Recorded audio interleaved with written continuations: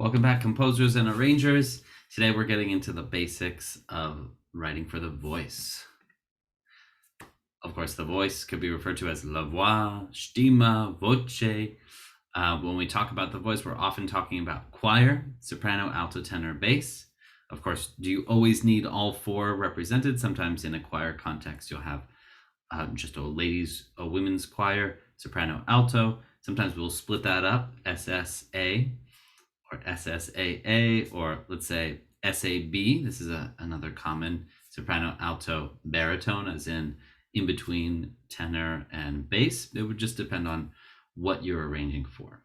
But those are the four basics. What about those in-between voices? In between soprano and alto, sometimes called contralto, is the mezzo-soprano. In between the tenor and the bass is the baritone. I myself am a baritone, meaning that I don't like to live up in the high range of the tenor. I can sing up there, but I'm not really comfortable up there for very long. Same goes for the bass. I'm more comfortable in that mid register. We'll look at those in more detail. What does it mean to sing in chest voice versus head voice? Well, you can hear it. For example, do, re, mi, fa, sol, la, ti, do. Around here, I start going into my break. This is where I'm entering what's called the break, or passaggio, the point at which the voice passes from chest to head. Do, re, mi, fa, sol. Here I'm entering my head voice. Now to make these a bit more beautiful, a little bit more full, I'm doing what's called mixing that the chest voice with the head voice. Do, which is a pure head voice. Do, re, mi. Very light. But here, if I want to make a little bit of a fuller sound, do, re, mi, is more of a mix. Okay, why is it called falsetto in men when we're talking about men's voice, and head voice when we're talking about women? Well, this is kind of a misnomer, and there's nothing false about it. But it just means that it's the historical word for that light mechanism.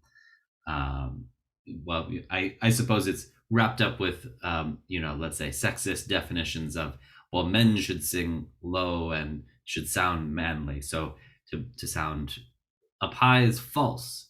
Well, there's probably some connotation like that. But in general, there's nothing false about it. And it's expected that a vocalist would be able to enter the head voice and to mix, etc.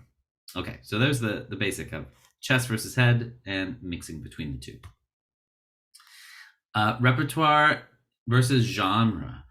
Well, of course, when we're talking about male versus female voices, those two voice types live in different places depending on classical, pop, jazz. In general, the female voice just lives more in the high range. They are expected to sing more in the high range. That in general, the male voice types will sing more in the chest voice. And of course, this is a total, let's say cliche. And of course, there are exceptions to this rule. In general, pop and jazz vocalists tend to belt, which is essentially a controlled yell. I won't demonstrate because I don't want to break your speakers at home, but try it if you aren't a vocalist and you never try belting. Well, try essentially yelling at the top of your range, but in a really controlled fashion. Okay, and here we have different voice types. Renee Fleming, Thomas Hampson, of course, being more on the classical spectrum, Adele being more on the pop spectrum, Kurt Elling on more of the jazz spectrum. Sound production. Well, this is very specific to different voice types. Females tend to have trouble with C, or the E sound from see or me, the I in sing, and the E in bed. So this is especially apparent in the high range. If this is unfortunate because, let's say, in the English language, ending with the word me was a very common. Do you love me? might be quite difficult in the high range. Do you love me? Oh, it makes the voice constrict. Same goes for male vocalists having trouble with E and C, ah and saw, o and go. The oo of moon tends to break into falsetto.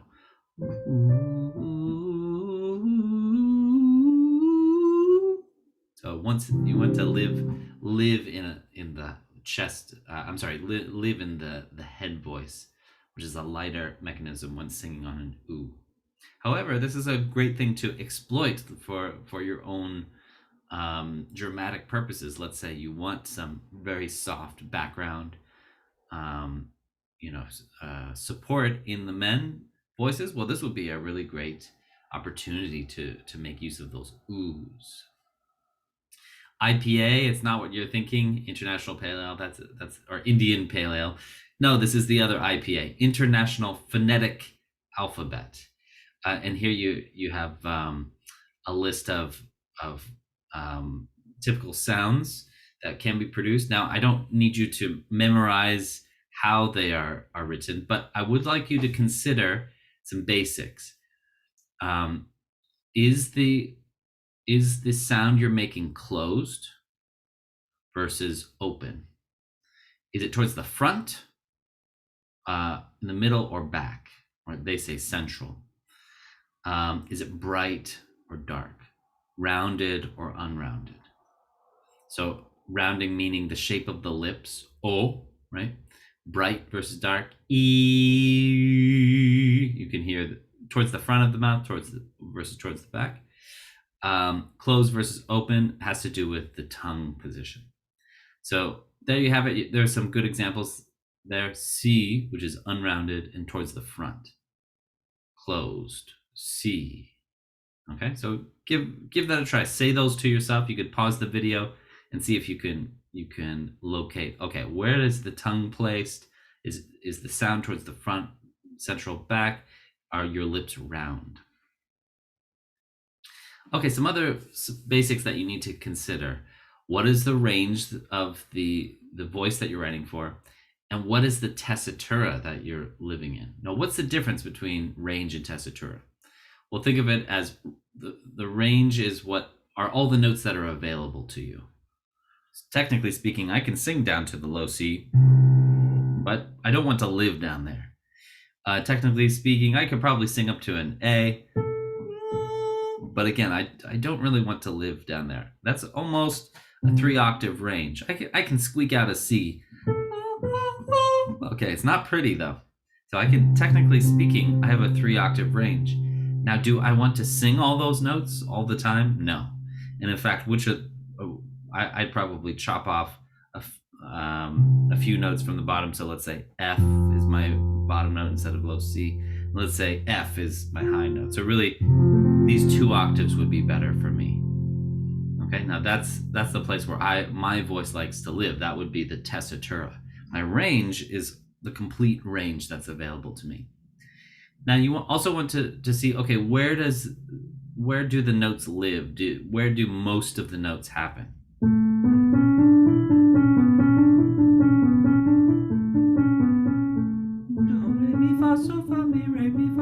Now this is quite high for the bass. Technically it's possible to sing, but you could just see it's living up high. It's spending a lot of time in that upper range. If this were to be down an octave, do, re, mi, fa, sol, fa, mi, re, do, much more singable, and the basses will like to sing it. It will be much easier. Okay, so this is an example of a high tessitura. Okay, other things you could consider are phrasing. How best to phrase. Now this is confusing if you're coming from the instrumentalist world. If you're a pianist or a wind player, brass player, well, a slur will mean something different to you than to someone, to a vocalist. Okay, now you'll notice, take a look at the text versus the slur mark. Well, here, that slur doesn't mean legato. It means that we're spending time with that first syllable. And really that slur should extend just to the C sharp. Do, re, do, ti, la. And then it's unconnected sol when it gets here. Shall be exalted. So ed is the next syllable. It should not be included in that slur. This would be an example of melismatic writing versus syllabic writing. This is syllabic. Shall be eggs. This is melismatic. All Ted. All right. So this is how we're going to use slurs in vocal writing. What about that? What about those dashes? Well, that of course is splitting up a single word into multiple syllables. So this is how we show that it is actually one word, exalted. Now, what about breath? Well, you should be thinking of course, the singer needs to breathe, just like a wind player. Do you need to write in breath marks? Well, not necessarily. You do need to account for them. So you need to show them, okay, you have rests here and here, and this is where you should breathe. Now, sometimes it's not quite clear, and the composer needs to write in exactly where they think the singer should breathe. So a good rule of thumb, well, try singing it yourself. If you're not able to complete that in one breath, well, you might need to make an alteration. One great thing about breathing in terms of choir is that choir members can cover for each other. So if you want the sense of continuous motion without breath, well, you can do what's called stagger breathe. You can write that into the score. If you don't write it, well, they probably will do it, or they might make a choice to all breathe somewhere that you don't want. So it's better to be explicit and say stagger breathe if you want that continuous sound. Okay, the basics, of course, you know that the text will be on the bottom, so that means the dynamics will be at the top. Here you can see the crescendo, forte, diminuendo, piano. All of these things are on top of the staff. Versus all of the other examples we've seen, woodwinds, brass, and strings, you will have dynamics below the staff. Okay, what about those dashes? Where should you put those dashes? Well, you can look these up on, here I found a good example, juiciobrennan.com, but there are a lot of places where you can see where to hyphenate, because you might be wondering, well, where should I break that word? Does it go between the U? Are you supposed to include on doute? Are you supposed to include that T on the first syllable or the second? Doute de la lumière. Of course, French is very different than English, so make sure you're looking these up on a good resource. Okay, some special effects that you should know exist and that you can use in your own writing. Sotto voce, meaning under the breath.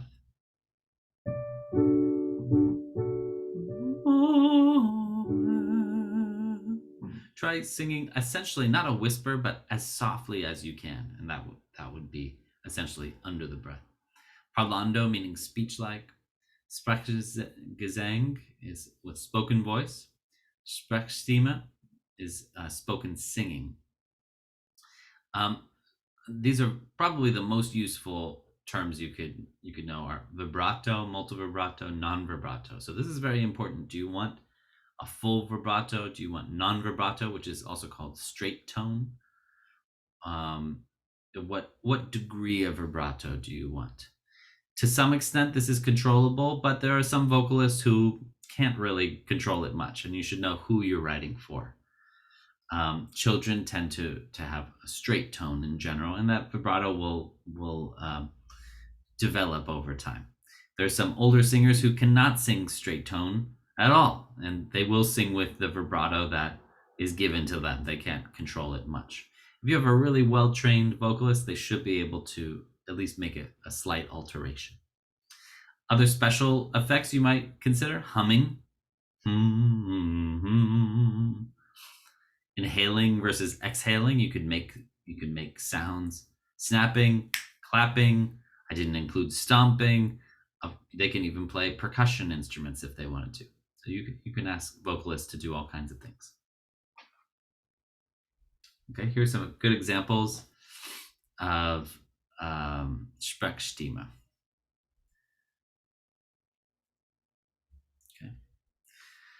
Okay. Another aspect of composition, and this is an excerpt from my own work.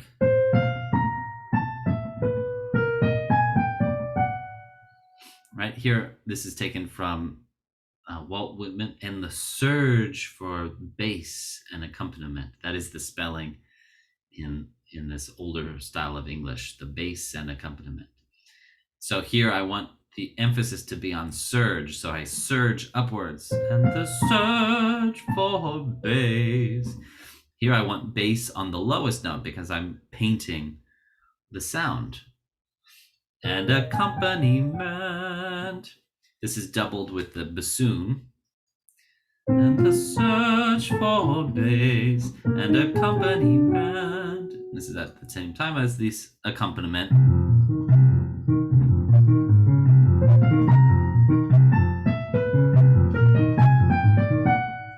Okay, so there you have a little taste of it. What do I mean by text painting? Well, I'm taking the words and seeing what does it suggest to me in terms of high versus low. Maybe I want a certain rhythm to reflect an element of the text. This is not something you have to do in every piece of writing, but it is a good technique to use. Okay, another aspect of writing for choir is, of course, knowing the basic choir range. So this is fairly conservative. Sopranos, this is just about right. There are some sopranos who disappear essentially after that middle C. There are some sopranos who can extend that, of course. And in general, a good high note, G is very safe for a community choir. Higher than that, A, let's say, some will be able to sing it, some not. Higher than that, B, C, well, now we're talking about more of a soloistic role. Same goes for the alto. Again, there will be some altos who will find that D challenging. G below the staff is typically very comfortable for them. Tenors, there are some tenors who, a true light tenor will have trouble singing that C on the bass staff. Remember that the tenor can be written on the bass staff, or it can have its own separate tenor clef, which looks like the treble clef, but has the 8VB. And the bass, again, this is rather conservative with the low E up to C. And again, the bass can really be extended lower and higher. They're being fairly cautious here. So there's some basses who can go down to the low C, but again, do you want to live down there? No, it should be considered, let's say, a special technique. And you might need to give an alternate note for those basses who can't sing it. They might have to sing it up an octave, for instance. Okay, so again, this is a bit on the conservative side, and you should start there when you're beginning to write, especially if you're writing for community choir. Okay, and finally, just some good general guidelines for choir writing. Match the range and the tessitura to the training of the voices. Keep the tessitura mid to low for school and church choirs. This is so true. Anyone who's spent time with children and or with community or church choirs knows that you might not have those higher notes at your disposal. Think in that mid-range and you should be safe. In general, you want singable melodies. You don't want to be leaping around too much, or else they will just have a lot of difficulty finding the note. Think in terms of scalar motion, walking up and down in seconds, or in thirds. When you are leaping, make sure that you are leaping to a note that makes sense in the chord. Is it supported by the harmony? That should be what you're asking yourself. If it's not, well, it better be very, very catchy, very singable, very memorable, so that they can find that note easily. All right, and lastly, allow the musical accents to reinforce the natural accents of the text. Listen to that, natural accent of the text, where the strong beats, where the weak beats. Natural is strong, natural, that's strong, weak, weak. Accents is strong, weak. of text. Text is the strong word. So if I set that to music, natural accents of the text, and there you have it. I took up my same melody from my song cycle, Song of the Redwood Tree, which you can hear online anytime you want, from the album of the same name, Song of the Redwood Tree. That's the poem by Walt Whitman. Well, there you have a reconfigured Song of the Redwood Tree, setting this not very poetic statement, but it is very true. Think of the natural accent inherent in the music and try to support that in the music that you write. Okay, this is a good place to start. And of course, where we really learn is when we write for our musicians, and the same can be said for choir. So I look forward to hearing some short choir pieces soon. We'll learn more about that prosody, setting text to music, and continue our exploration of poetic meters in class. All right, I hope everyone has a wonderful day, and I shall see you soon.